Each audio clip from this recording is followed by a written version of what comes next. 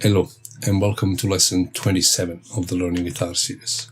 In this lesson we're going to discuss the shape of G minor from the perspective of scales and arpeggios. To understand the shape of G minor, let's have a look at the shape of G major first. From major to minor we know that we are flattening a third, okay?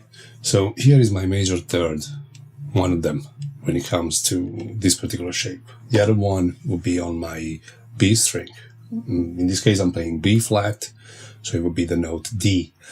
So my D note here has to descend a semitone, has to be lowered a semitone from a major third to a minor third. So of course I could do this. Okay? Now, unfortunately I cannot at the same time, I don't have enough fingers to also lower the second octave of that D note. Maybe if I did this, no, not even actually, this. So maybe with some degree of tapping plus hammering on, okay. But already these four notes is G minor.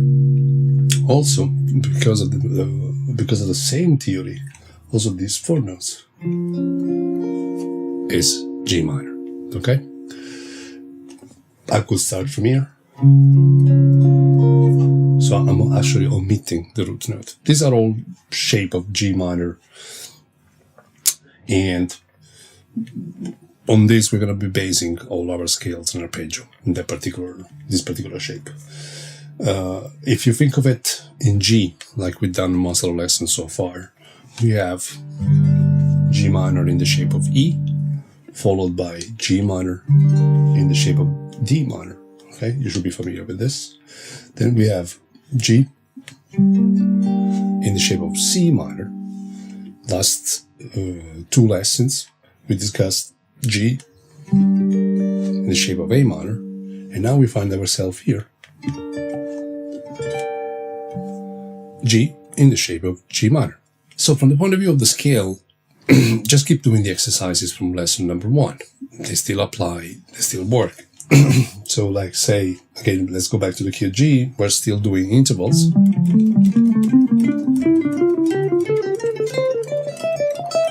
And all the variations that you find in the first PDF. We are still doing the triads.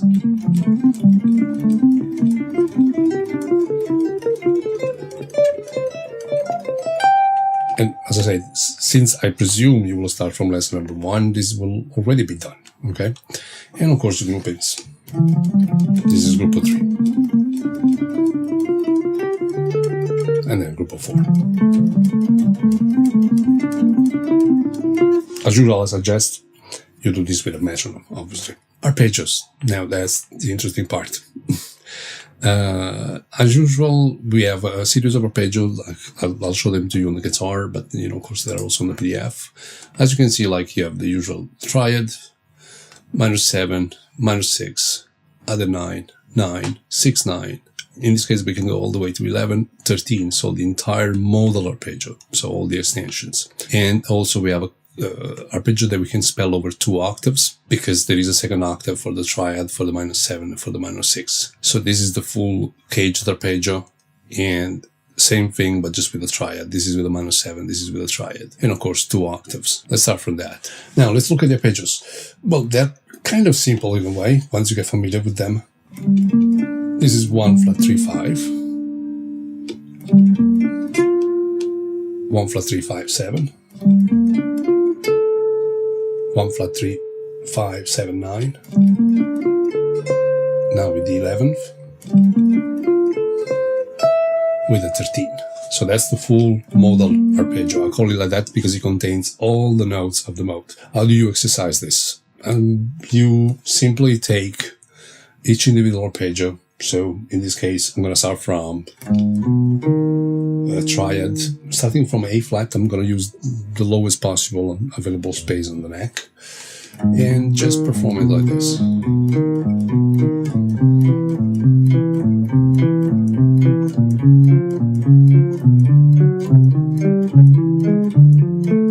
And you can go up the neck and then backwards.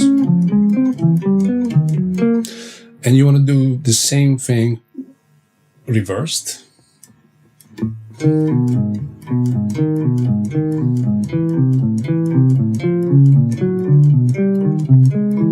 Tell yourself what key you're playing. Remember, this is basically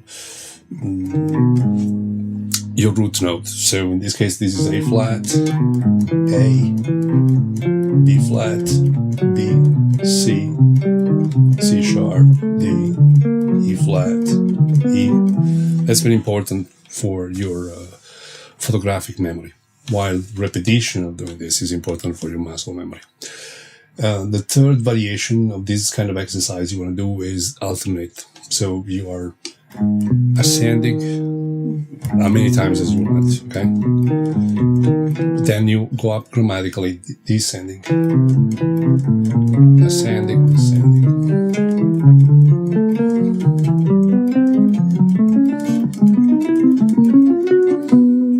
To recap, just ascending, just descending,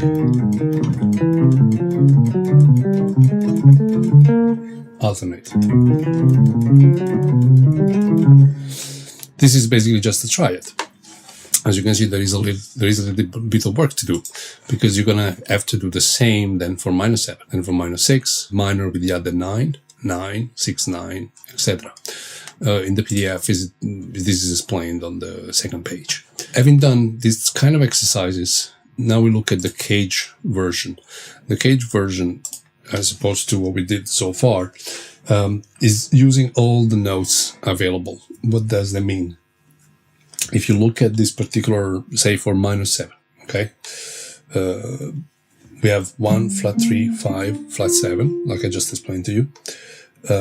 Then you have another, say 1 here, flat 3, 5, 7. But this 7, we know that the first string and the last string are exactly the same, which means that there is a flat 7 here, which so far I haven't used, because so far we've done everything from the root. In the case of the full-on caged arpeggio, you will have this. Flat 7 is going to start on the flat 7. You're going to have flat 7, root note, flat 3, 5, flat 7, root note, 5, 3, flat 7, root note. Why do I ask you to study arpeggios from the root rather than directly with the cage system? Well, for ear training purposes, okay? Because if you start the arpeggios from the root, you're really gonna hear the sound of a fifth, the sound of a third, the sound of a flat 7, etc. If I just play you this,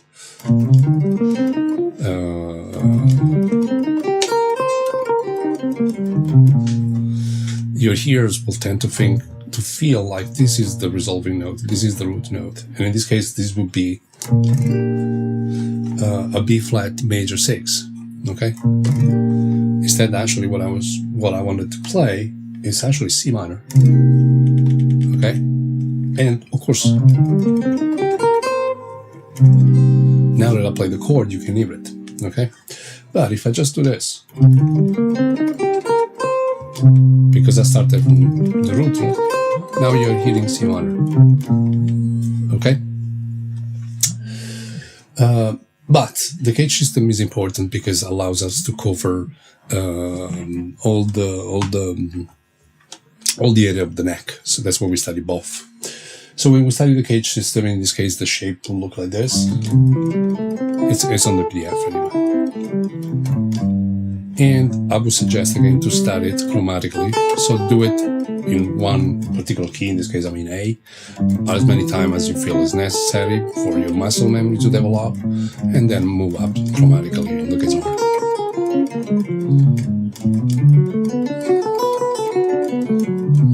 Now, if we want to recap and see how our studies are allowing us to actually play the same thing all across the guitar, all across the neck of the guitar, now you can see that we had. This is basically still in the cage system, G minor in the shape of E minor. Then we studied the same in the shape of D minor. Then we did in the shape of C minor, in the shape of A minor, And now we're concluding it. And now we're back. So basically we just covered the entire neck of the guitar. After that we have exercises group of 3, group of 4s. What does it mean? Well, 1 flat 3 5, flat 3 5 7, 5 flat 7 9, flat 7 9 11, 9 11 13, 11 13 root note. And it sounds like this.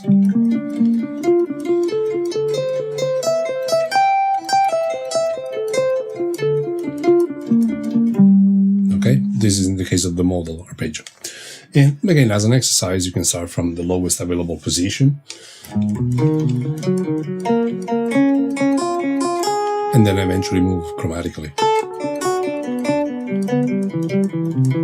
So this would be the full A minor Dorian arpeggio, performed in group of 3.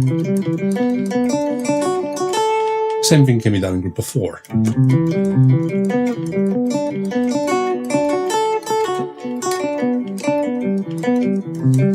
Next on the PDF, you'll find from scale to arpeggios, and this is also a very useful exercise, and also from chord 1 to chord 2.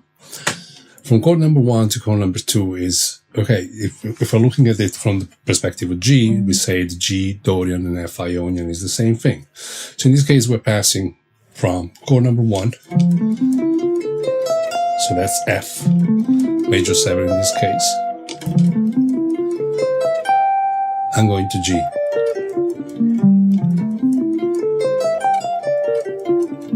Same thing, we can descend in minor and ascend in major. Okay? So that's G minor, F major. From major to minor is also very useful because now that you know Ionian, we're going from Ionian to Dorian. But in this case, it's in the same key. The exercise I showed you before, we're going from chord number 1 to chord number 2. And in that case, it's still from major to minor because the chord number 1 is major, chord number 2 is minor.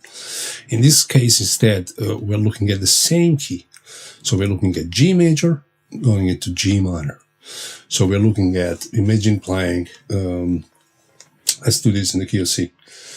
So C major, in the shape of G, going into C minor in the shape of G.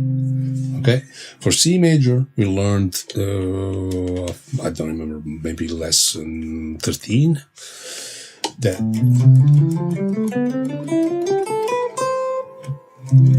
this was G major, G Ionian, and now we studied also G Dorian.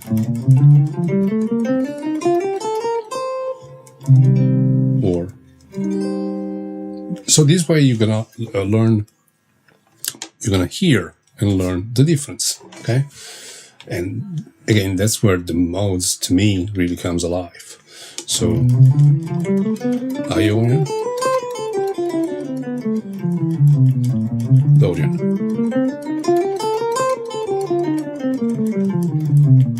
And you can hear the difference, okay? Of course, one sounds major in this case, the other one sounds minor. Same thing when it comes to the arpeggio. So,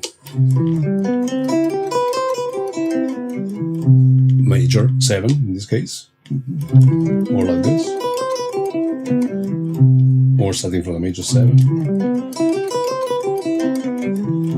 minor. And you just,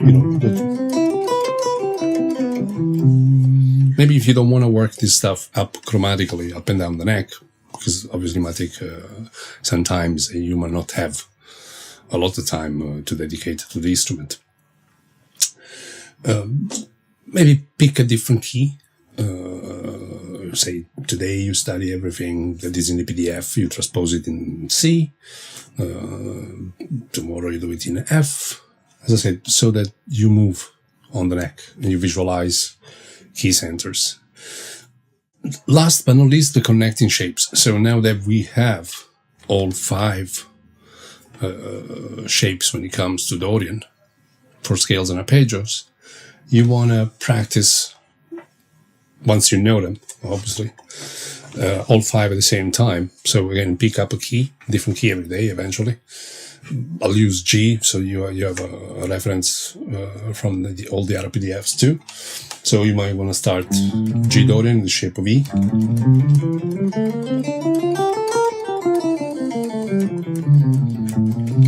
G Dorian is the shape of D minor. Shape of C minor. Shape of A minor. And the last one, shape of G minor. And of course we are back to the first one. Shape of E minor.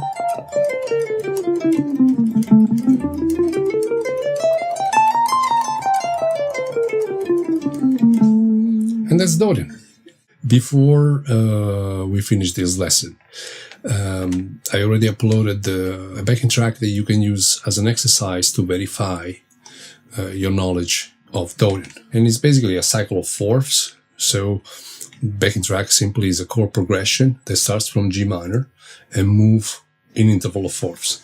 In other words, it goes G minor, then C minor, then F minor, then B flat minor, then E flat minor, then A flat minor, C sharp minor, F sharp minor, B minor, E minor, A minor, D minor, and now you're back to G minor.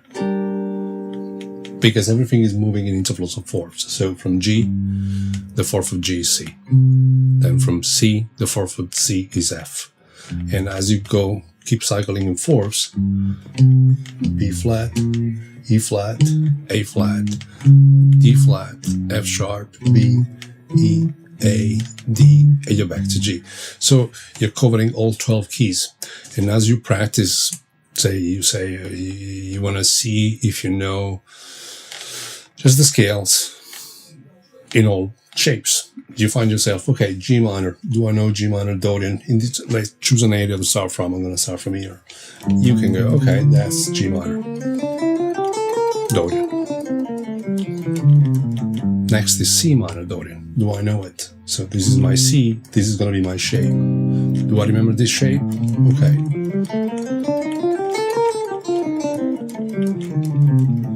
Then I have F minor, and now this is my shape, or this, so shape of D minor.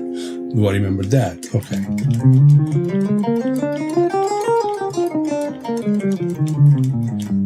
And then you have B flat, which is actually what we've done just today. And then you have E flat, and so forth and so on. So you're going through all the shapes that you started in for the entire Dorian mode. And you can use this exercise for scales, for arpeggios, and verify that if you know them or not. And until next time, it's been a pleasure. Bye.